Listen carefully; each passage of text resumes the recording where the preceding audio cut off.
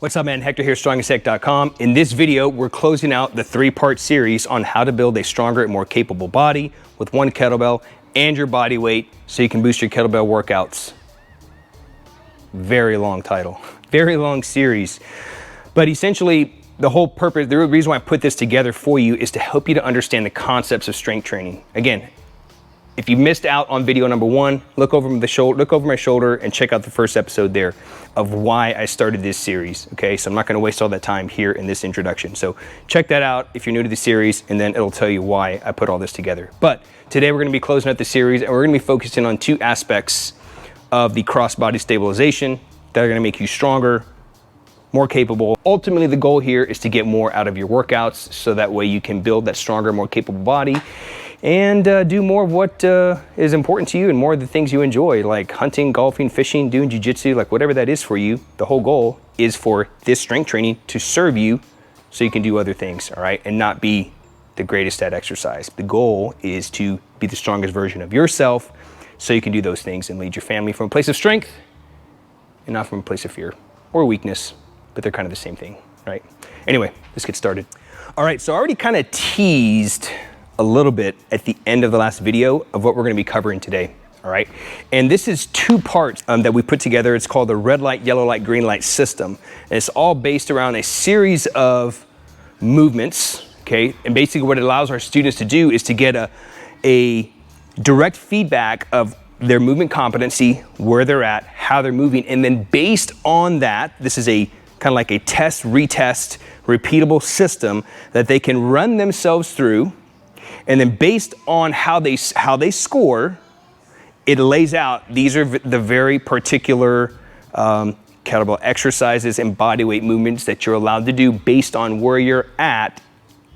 And then here are the movements to correct those compensations, all right? So if you wanna know more about that system, I'll put a link in the description and you can book a time to chat with us and see if it would make sense to work together, all right? But that's not the intention of this series.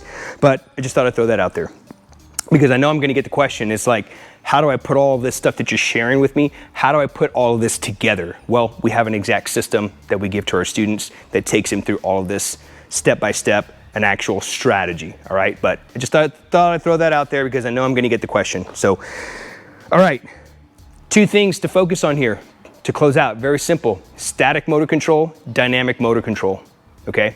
So I like to think of, when it comes to strength training, looking at things as a continuum, okay? If you look at things as a continuum, everything starts to make sense, all right? So before you can do a jerk, I love the kettlebell jerk. I think it's the black belt of kettlebell lifts. I've talked about that over and over. But before you can do a jerk, you've got to be able to do a strict press. Then the next movement in the continuum is a push press. And then after that, you can work on the jerk. When you understand those concepts, it's gonna make your jerk better. If you have a stronger press and then you have a stronger push press, you're gonna have a stronger jerk, okay? And looking at it from a hip hinge standpoint, okay? If you have the movement competency to access your hips, you're gonna get into a better position. You're gonna be stronger in your posture. You're gonna get a better position to execute the lift, right? So in the jiu-jitsu world, jiu-jitsu is founded on 2 principles: posture and positioning, okay? The better your posture is, the stronger your positioning is gonna be, okay? So position before submission, something I learned from my first coach and mentor, shout out to Aurelio Gallegos. Position before submission. There's no point, you're never gonna be able to execute if you can't maintain the position. And you're never gonna maintain the position if you don't have the posture. There's the continuum. So as I started reflecting back on all this stuff and I started peeling back the layers, I'm like, okay, this all makes sense to me. I'm like a systems guy. I need a system to follow. Everything that we're talking about in this series is about improving your posture. You can't carry with a slack posture. You can't maintain this integrity, this broken posture because you're really stiff. You're not going to be able to get into the right position to execute the lift. So everything that we've been talking about is help you to improve your posture, to improve your positioning, to help you to better execute your workouts, your lifts. Before we can get into dynamic movements, before we can get into pressing, before we can get into push pressing, jerks, before we can go from deadlift to swing, etc., right? Just swing, clean, snatch. There's your hip hinge continuum, right? We need to make sure that we're on a stable platform here. We need to make sure our hips we can access these things. Very simple. Static motor control comes first. So here's what you're going to do with this lesson is you don't need fancy stability balls. You don't need any of that stuff. This aligns to the strength engine. What is the strength engine? Less is more, fewer moving parts, high accessibility. Can you take a BOSU ball? You probably could, but you look pretty weird. Hey, we're gonna go on family vacation. I'm gonna pack up my Swiss balls, my BOSU balls, etc., etc. Those all have their place, but they don't align to the strength engine, okay? So your body weight, less is more, fewer moving parts, high accessibility. Good old-fashioned half kneeling lunge position, okay? We wanna maintain 90-90 the best possible, okay? 90-90, all right? If you can't maintain 90-90, you probably have some type hip flexor stuff going on, okay? And there's a whole reason why you have that, which is why we put a system together for our students that gives them the red light, yellow light, green light, and allows them to customize, fix it, and keep training, all right? So if you can't maintain 90-90, if you're stuck this way, you're just a quad dominant type person, and that needs to be corrected, okay? We wanna make sure that this hip can come all the way forward. You can maintain shoulder, hip, and knee. We're not loading all of our weight here, okay? We're not flexing at the hip here. We wanna be able to maintain this position. Now, can you hold this? This is static motor control. Can you hold this position, okay?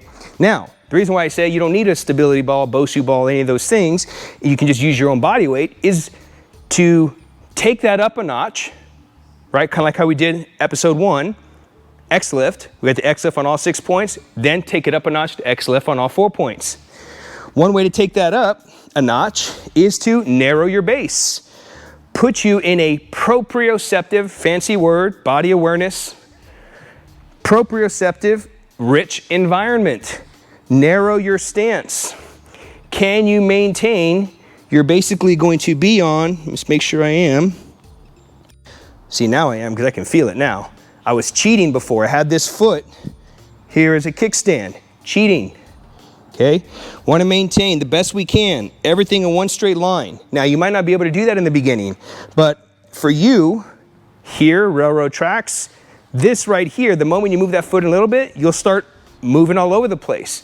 That's good. That's your body stabilizing this position statically. We're not moving, we're just trying to maintain this position, okay?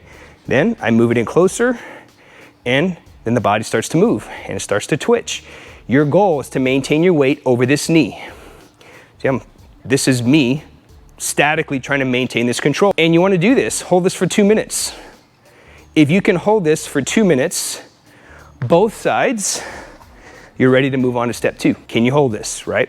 Testing both left and right sides. If you can do that, the next step would be to take that up a notch. How would we do that? You would get into that kind of like narrow base, right? Narrower base, and you can work on halos, both sides, right? Light kettlebell pressing, okay? That starts to, now we're going from static to dynamic. Can I maintain my posture while I'm doing dynamic movements? Pressing, okay? You got cable crossovers, you got a lot of different things you can do from this half kneeling position, but I think keeping things, again, less is more, fewer moving parts, high accessibility. We're not always gonna have a cable crossover machine. We're not always gonna have these, you know, a chin-up bar with bands that we can pull down. We're not always gonna have that, but you can execute that with a kettlebell and your body weight. When you do this exercise, this is just half kneeling presses. We wanna make sure our hips stay in alignment. We don't want our hips kicking out. Hips stay in alignment, okay? You'll be in your railroad track position. You can narrow it if you want to challenge yourself. The same knee that's up is the same side that you're gonna rack the bell, okay? So you're gonna cheat, clean the bell up, find your position. Can you hold this posture? The answer is yes. You're gonna press from this position. So now we're challenging. X lift, cross body stabilization. My hip is an extension, my shoulder's in flexion. Hip extension, hip flexion. Can I maintain that? Or as I press, does my hip flexor kick in? See, all kinds of things that are happening here. So if you're having a hard time pressing, if your back hurts while you're pressing, if just something isn't right while you're pressing, here's why. This might not be the only reason, but back it up to these steps. Can you maintain stability in a narrowed position? Can you maintain that when you do some light halos or some light pressing? If you can do all of those, own those things. Look for asymmetries left and right. If you can do all of that, your press is going to get better. Okay? This is another way that you can make your press better without having to press a lot. Because that's the adage, right? To press a lot, you have to press a lot. Well, sometimes. But we've been able to improve people's pressing without pressing by improving posture, improving positioning. We've seen people make extraordinary jumps in their deadlift with training with 135. All we did was improve their posture, their positioning, and then they execute. Again, the continuum.